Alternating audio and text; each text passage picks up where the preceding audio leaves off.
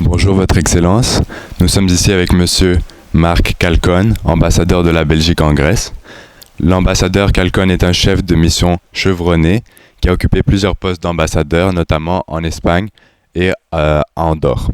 Monsieur l'ambassadeur, merci beaucoup d'avoir accepté de nous accorder une entrevue dans le contexte du MUN au lycée franco-hellénique. J'aimerais commencer par vous demander quels sont les éléments qui vous ont mené à une carrière en diplomatie. Merci beaucoup, je suis très content d'être parmi vous. Et comme vous, je crois, j'étais toujours intéressé par l'international, par les voyages, par l'histoire, par l'actualité. Et donc, quand j'étais à l'armée, je devais faire mon service militaire et pour le rendre un peu plus sérieux et un peu plus intéressant, j'ai participé à l'examen diplomatique. Même j'avais déjà un travail dans une banque, mais j'ai quand même participé à cet examen diplomatique et j'ai réussi et je devais donc choisir entre la banque et la diplomatie. Mais j'ai quand même donc choisi la carrière diplomatique pour les raisons que je viens d'évoquer, donc un intérêt pour le monde, pour connaître un peu, pour participer dans la vie internationale. Pourriez-vous nous parler un peu de l'état des relations bilatérales entre la Belgique et la Grèce, ainsi que des dossiers principaux ou prioritaires de votre ambassade? La Belgique et la Grèce sont nées au même moment, donc en 1830, il y a presque 200 ans. En plus, vous savez probablement que d'abord, le trône de la Grèce avait été offert au prince Léopold de Saxe-Cobourg, qui avait d'abord accepté puis refusé, avant de devenir le roi des Belges. Donc c'était notre premier roi. Donc bien sûr, depuis lors, beaucoup d'eau a coulé vers la mer, mais maintenant la Grèce et la Belgique sont des partenaires aussi bien dans l'Union européenne comme à l'OTAN. On a des positions similaires dans la plupart des dossiers. On défend la démocratie, on défend l'ordre démocratique, on défend le multilatéralisme. Et on n'a pas, heureusement, de problèmes bilatéraux, donc nos relations bilatérales sont au beau fixe. Nous avons eu une visite d'État de notre roi et de notre reine il y a 2 ans, ici en Grèce. Et bien sûr, ce qui nous intéresse ici surtout, c'est de connaître les positions de la Grèce dans les grands dossiers internationaux, surtout maintenant que la Grèce va devenir membre non permanent du Conseil de sécurité. Et ce qui est aussi très important, c'est le fait comme on a plus d'un demi-million de touristes, la partie consulaire est aussi très importante. C'est de faire en sorte que nos touristes n'aient pas de problème ici et qu'ils se comportent aussi bien. Donc récemment, la Belgique a tenu la présidence de l'Union européenne les 6 premiers mois de 2024. Pourriez-vous nous parler des priorités avancées dans ce contexte et en particulier ce qui trait à l'accession des pays candidats tels que l'Ukraine, ainsi que de votre rôle en tant qu'ambassadeur?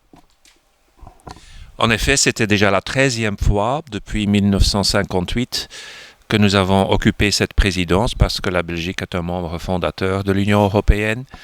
Et comme pays de moyenne taille, au moins en Europe, comme pays connu pour ses compromis, je crois que presque toutes les présidences de la Belgique ont été un grand succès. Je peux le dire ainsi parce que tout le monde est d'accord sur ça.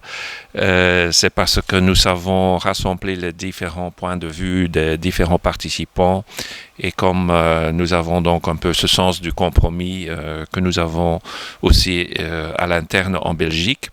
Et donc en ce qui concerne l'élargissement, nous avons réussi quand même à mettre sur pied un fonds pour les Balkans occidentaux qui n'était pas évident parce que le Parlement avait d'abord dit qu'il ne voulait pas en discuter. Mais donc, comme vous le savez, les 6 pays des Balkans occidentaux sont aussi candidats et dans la situation actuelle, pour ces pays, mais aussi pour l'Europe, géostratégiquement parlant, c'est important que ces pays se rapprochent de l'Europe et que l'Europe se rapproche de ces pays. On a aussi pu ouvrir la première conférence intergouvernementale pour l'accession de l'Ukraine et de la Moldavie. Comme vous le savez, ces deux pays dans une situation très difficile, l'une en guerre et l'autre aux frontières de cette guerre et sous l'influence d'attaques de leurs grands voisins à l'Est. Donc c'était important de mener cette négociation d'accession à l'Union européenne le plus vite possible. Et donc on a réussi à faire cette première conférence qui est le début des négociations d'accession de ces deux pays pendant la présidence belge. Et en tant qu'ambassadeur, bien sûr, ici, mon rôle est surtout d'organiser des activités pour mes collègues ici.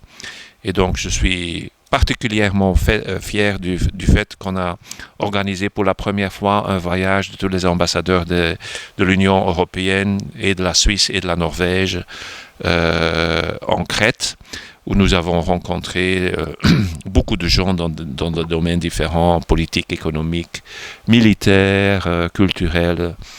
Et sinon, donc, c'est mener à bien les rencontres pour les ambassadeurs avec des décideurs grecs. Nous sommes malheureusement dans une période de grande tension et instabilité mondiale. Et selon la position de votre pays, quels sont les grands enjeux géopolitiques actuels ? Le plus grand enjeu, c'est le même de tous les temps, c'est garder la paix et maintenir la paix et faire en sorte que tous les peuples puissent vivre dans une situation de prospérité et de sécurité. C'est pour ça que le multilatéralisme est très important pour faire en sorte que tout le monde se parle, pour que tout le monde se comprenne, que tout le monde s'écoute. Parce que c'est aussi important de s'écouter et il faut trouver des compromis pour que tout le monde puisse vivre ensemble et puisse donner une réponse adéquate aux grands défis de notre temps. Vous les connaissez, c'est aussi le climat. C'est très important pour les générations futures et pour le futur de notre planète de gérer cette crise climatique. Et puis il faut essayer d'éviter qu'éclatent d'autres conflits et trouver des réponses adéquates à tout ça. Donc la Belgique est considérée comme un acteur clé de la francophonie.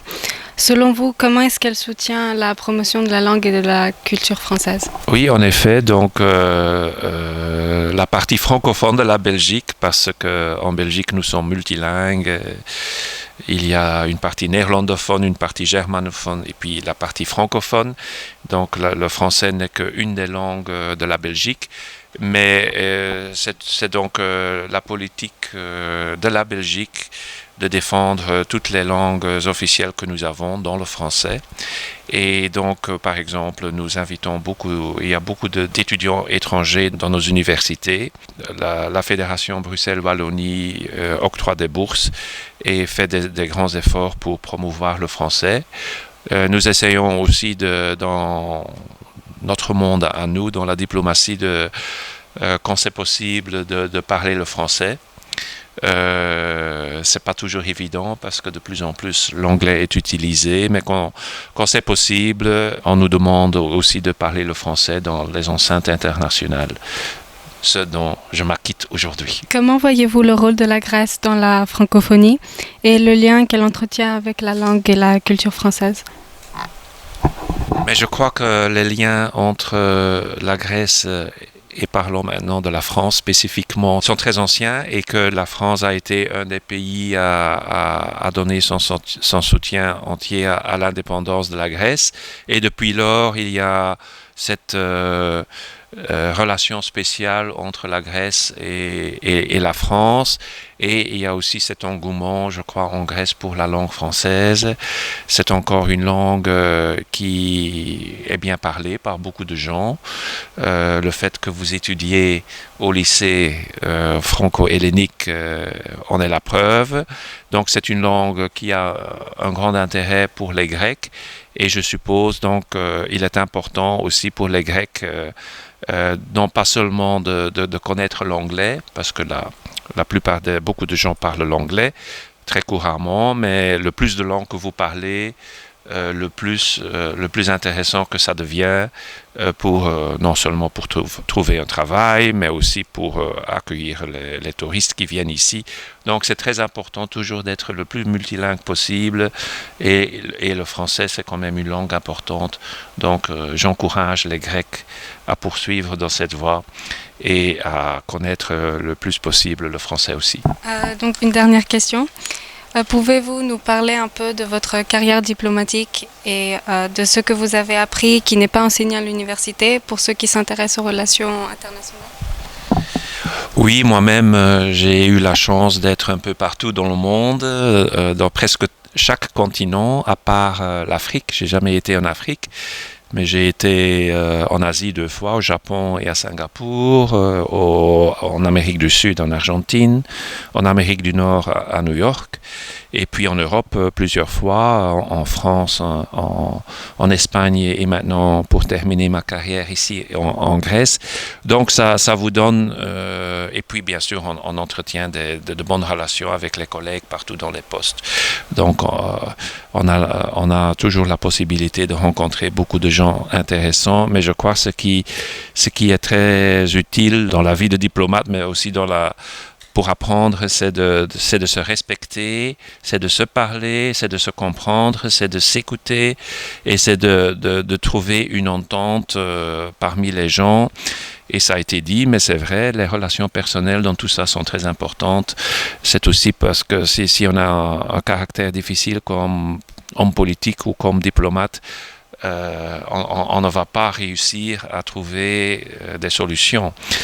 C'est aussi donc les relations personnelles sont très importantes. Il faut être sûr de soi, il faut connaître les dossiers, mais il faut aussi avoir une personnalité, je veux dire facile, avec des relations faciles avec tout le monde, essayer de voir le point de vue de tout le monde, et ça c'est très important. Merci beaucoup.